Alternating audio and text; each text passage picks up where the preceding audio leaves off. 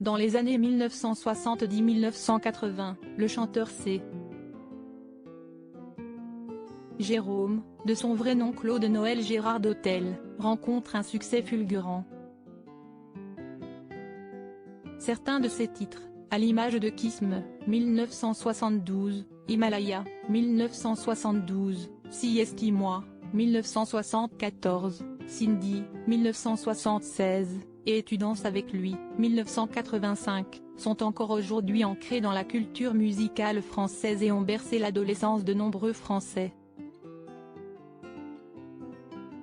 Il rencontre également le succès en Autriche où son premier tube se place en 3e position des classements. La Belgique, la Suisse et l'Allemagne sont également sous le charme du jeune Parisien. En Italie et en Espagne, il est connu sous le nom de Geronimo. Mais derrière cette carrière brillante se cache également un époux et un père comblé.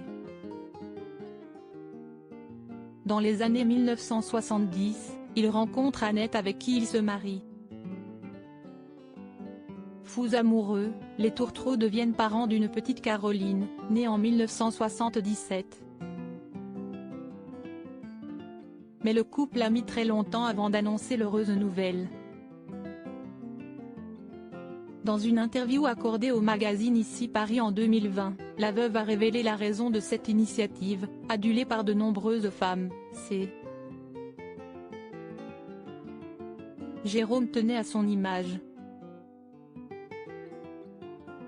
Il ne fallait pas trop que ça se sache à l'époque. Alors, on s'est un peu caché.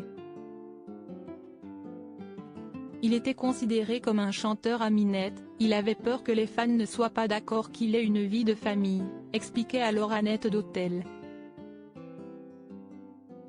Je ne voulais pas exposer Caroline mais malgré ce que l'on pourrait penser, garder le secret sur leur relation et leur famille n'a pas dérangé l'épouse de C.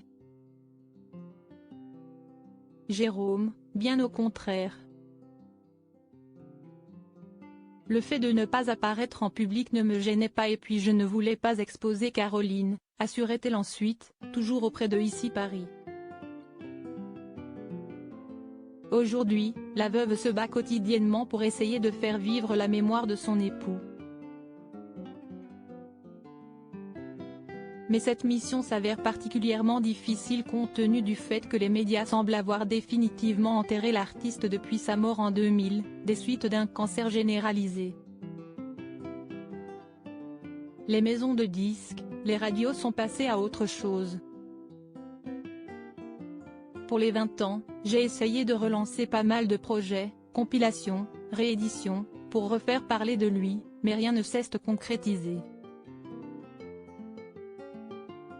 Ses chansons ne sont presque plus diffusées en radio. Les médias ont une facilité à effacer les artistes, à part peut-être Claude François, déplorait-elle pour conclure.